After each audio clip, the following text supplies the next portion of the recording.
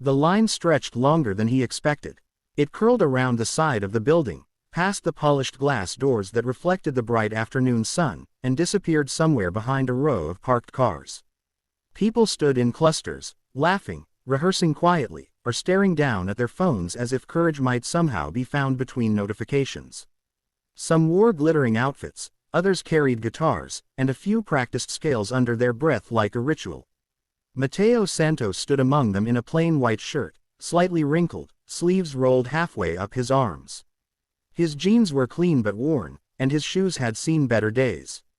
In his hands, he held nothing, no instrument, no sheet music, just the quiet weight of hope. He shifted his weight from one foot to the other, glancing around. He didn't quite belong here, and he knew it.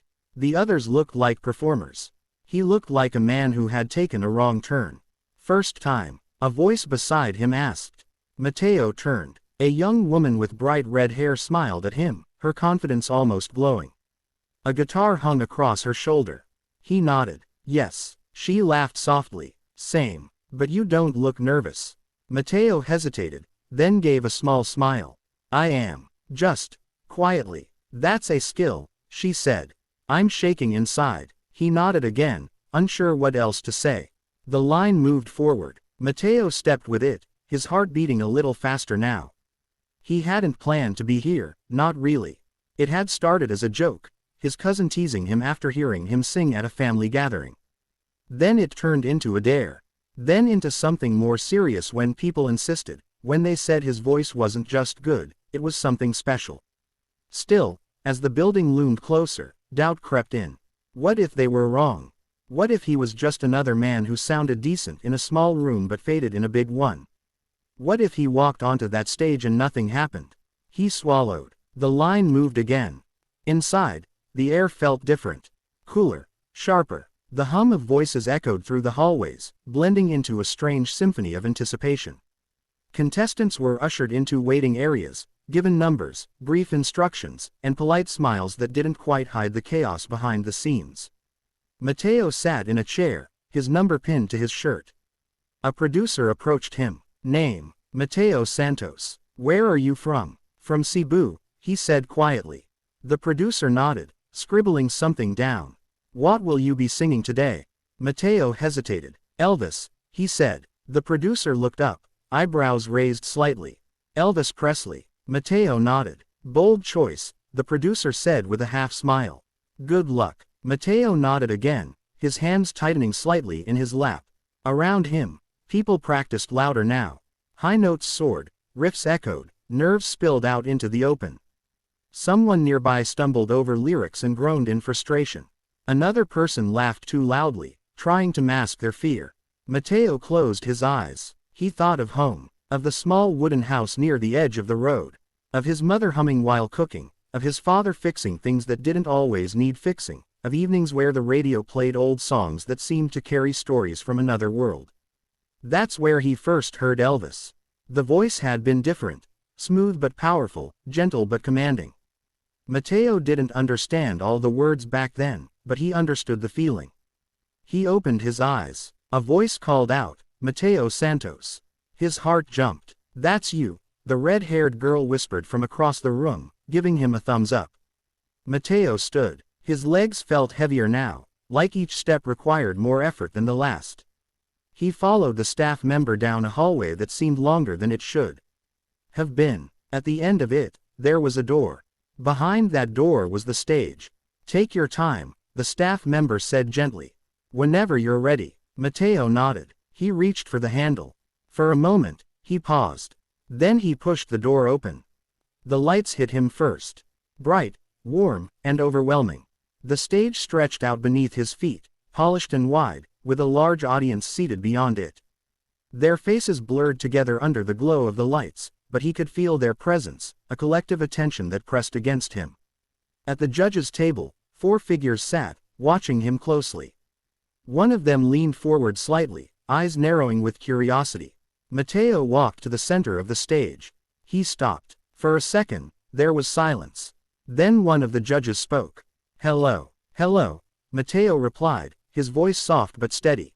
What's your name? Mateo Santos. And where are you from? Mateo. From the Philippines, he said. A few murmurs rippled through the audience. And what do you do for a living? Mateo hesitated. I work at a small repair shop, he said. I fix appliances, radios, fans, anything people bring. The judges nodded. And why are you here today? Mateo looked down for a brief moment, then back up. I want to try, he said simply. A small smile appeared on one of the judges' faces. All right, Mateo, what will you be singing? Elvis Presley, he said. The reaction was immediate. One judge raised an eyebrow. Another leaned back slightly, folding their arms. A third exchanged a quick glance with the others. Elvis, one of them repeated. That's ambitious. Mateo nodded. I know. A pause. Well, the judge said, gesturing toward the stage is yours. The music began, soft at first. Mateo stood still, his hands at his sides. For a split second, doubt rushed in. Then he took a breath. And he sang. The first note came out low and controlled, carrying a warmth that settled into the room like a quiet promise. It wasn't loud, it wasn't flashy, but it was real. The audience leaned in. The judges' expressions shifted, subtle at first, then more noticeable. Mateo closed his eyes. He wasn't on the stage anymore. He was back home, standing near the window as the evening breeze drifted in. The radio played softly in the background, and his mother's voice hummed along. The world felt small, safe, and full of simple beauty. His voice grew stronger. It carried the weight of those memories, the quiet struggles, the unspoken hopes. It wasn't an imitation of Elvis, it was something deeper. It was a connection. The room changed. The noise faded. People stopped moving. A woman in the audience covered her mouth. One of the judges leaned forward, their eyes glistening. Mateo's voice rose, reaching a note that seemed to hang in the air longer than it should have. It was powerful, but not forced. Emotional, but not exaggerated. It was honest. And honesty has a way of cutting through everything else. The final chorus approached. Mateo opened his eyes. He looked out at the audience, not as a crowd, but as individuals. As people who might understand, even just a little, what he was trying to say. He gave everything he had left. The last note rang out, clear and unwavering.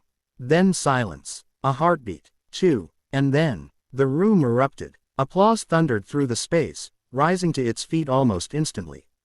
People cheered, some wiping tears from their eyes. The energy was overwhelming, crashing over Mateo like a wave. He stood there, breathing heavily, unsure of what to do. At the judges' table, something even more powerful was happening. One of the judges wiped their eyes openly, not even trying to hide it. Another shook their head slowly, a smile breaking through. One of them began, but stopped, there. Voice catching. Mateo swallowed. Mateo, a judge finally said, their tone softer now. That was unexpected.